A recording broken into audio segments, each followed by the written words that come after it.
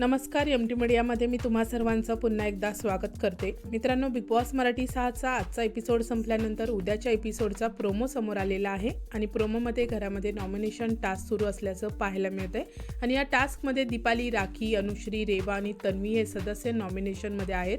पण मित्रांनो, या टास्कमध्ये एक मोठा ट्विस्ट पाहायला मिळतोय. बिग बॉस यांनी संचालक संकेतला एक स्पेशल पॉवर दिली आहे आणि या पॉवरनुसार संकेतला या 5 सदस्यांमधून एका सदस्याला थेट नॉमिनेट करण्याचा अधिकार मिळालेला आहे. प्रोमोमध्ये प्रत्येक सदस्य स्वतःला वाचवण्याचा प्रयत्न करताना दिसतोय. दीपाली बोलते की मी खूप स्ट्रॉंग आहे, तर राखी बोलते मी सुद्धा खूप स्ट्रॉंग आहे, तर अनुश्री संकेतला बोलत आहे की तू मला नॉमिनेट करू नकोस.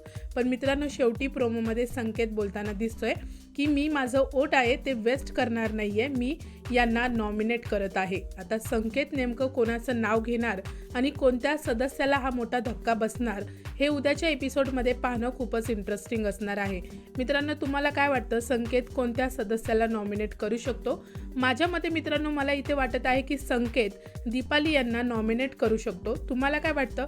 तुमचं मत कमेंट सेक्शनमध्ये मला नक्की सांगा. व्हिडिओला लाईक, शेअर, चॅनलला सबस्क्राईब करा. भेटूया परत अशाच एका नवीन अपडेटमध्ये. धन्यवाद.